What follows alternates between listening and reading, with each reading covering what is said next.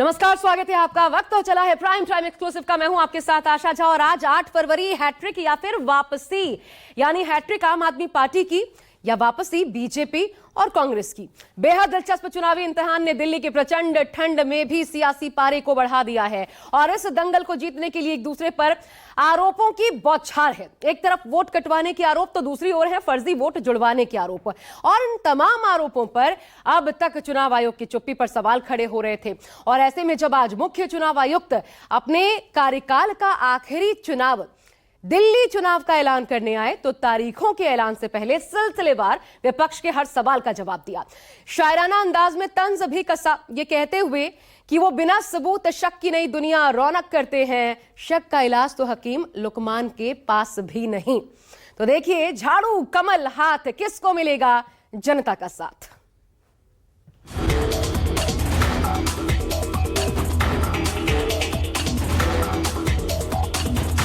उनकी हिम्मत कैसे हो जाती है हर 5 साल में आके वोट मांगने की। केवल और केवल गालियों के बस पे वो वोट मांगना चाहते हैं। केजरीवाल को गालियां देंगे, वोट दो। काम बताओ, आपने काम क्या किया। दिल्ली देहात के लोग बदला लेने के लिए बैठे हैं भारतीय जनता पार्टी। ये आपदा दिल्ली पर आई है। दिल्ली वालों ने आपदा के विरुद्ध जंग छेड़ दी है।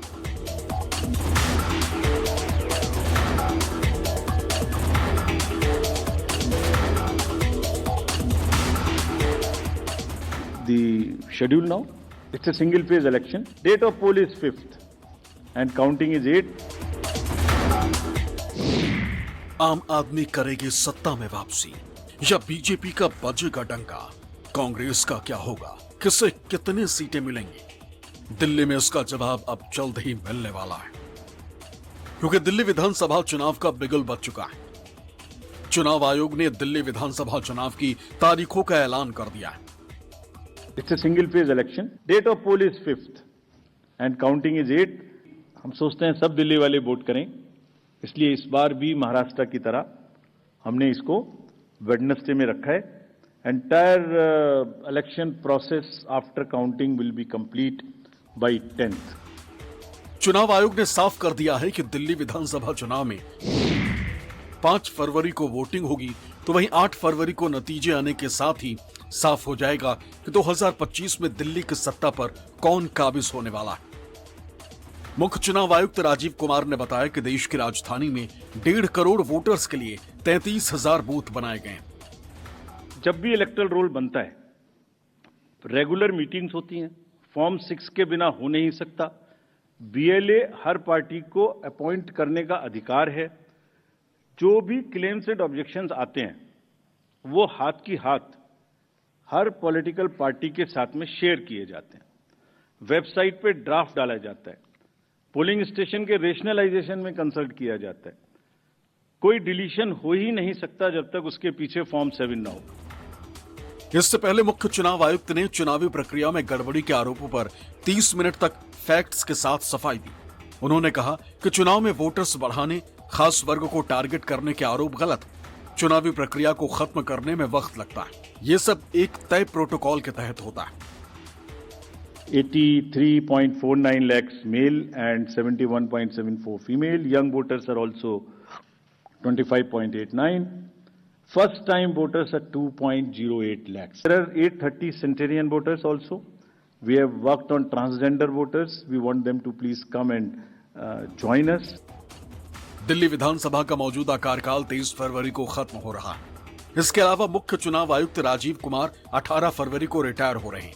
इस मौके पर आखिरी बार बतौर चुनाव आयुक्त बोलते हुए राजीव कुमार ने शायरी के माध्यम से चुनाव आयोग पर लगे आरोपों का जवाब देने की कोशिश की।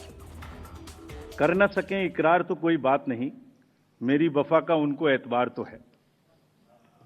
शिकायत भले ही उनकी मजबूरी हो, मगर सुनना, सहना, सुलझाना हमारी आदत तो है। सब सवाल अहमियत रखते हैं, जवाब तो बनता है। आदतन कलम बंद जवाब देते रहे, आज रूबरू भी बनता है। क्या पता कल हम हो ना हो, आज जवाब तो बनता है। आज जवाब तो बनता है। आरोप और इल्जामात का दौर चले, कोई गिला नहीं। झूठ के गुब्बारों को बुलंदी मिले, कोई शिकवा नहीं। हर परिणाम में प्रमाण देते हैं, पर वो बिना सबूत शक की नई दुनिया रौनक करते हैं और शक का इलाज तो हकीम लुकमान के पास भी नहीं। एक तरफ दिल्ली में चुनाव की तारीखों का ऐलान हुआ, उधर सभी दल अपनी अपनी जीत का दावा करने लगे। 5 फरवरी को जैसा चुनाव आयोग ने भी कहा है कि बुधवार का दिन है, वोट जरूर डालने जाएं और 8 फरवरी को जब नतीजे आएंगे तो उसके लिए हम पूरी तरह तैयार हैं कि आम आदमी पार्टी की सरकार फिर से बनेगी केजरीवाल जी के। उनको मालूम है उनकी हार उनको साफ दिखाई दे रही है, तो अभी से उन्होंने वोटर लिस्ट के ऊपर में, ईवीएम के ऊपर में अभी से आरोप लगाना शुरू कर दिया है। अगले महीने हमारी सरकार बन रही है, अच्छे बहुमत से बन रही है। 8 को दिल्ली अपना फैसला सुना देगी। मैं उन्हें बधाई और शुभकामनाएं देती हूँ। दिल्ली के लोगों को कहूंगी, आपका इंतजार खत्म हो रहा है। मुद्दों पर हम लड़ेंगे और विकल्प बनकर कांग्रेस थी, है और रहेगी, और हम वापस लौट रहे हैं दिल्ली के विश्वास के साथ। सिर्फ दावे ही नहीं, तारीखों के ऐलान के साथ ही अब एक दूसरे पर आरोप प्रत्यारोप का दौर भी चरम पर पहुंच गया है। एक तरफ शीश महल, भ्रष्टाचार, यमुना में गंदगी, पानी, बिजली जैसे मुद्दों पर बीजेपी आम आदमी पार्टी को घेर रही है, तो वहीं दूसरी तरफ आम आदमी पार्टी बीजेपी को झूठों का सरदार करार दे रही। आम आदमी पार्टी को घेरने की कोशिश तो बीजेपी कर रही है, लेकिन बीजेपी क्या कुछ करेगी अगर सरकार में आती है, वो क्या है वो सामने नहीं आ पाया है। बीजेपी घेरेगी, सबसे पहले तो यही काम करना था, लोगों को बताना था कि जो वायदे केजरीवाल साहब ने किए थे तो लोगों को जगाना पड़ता है।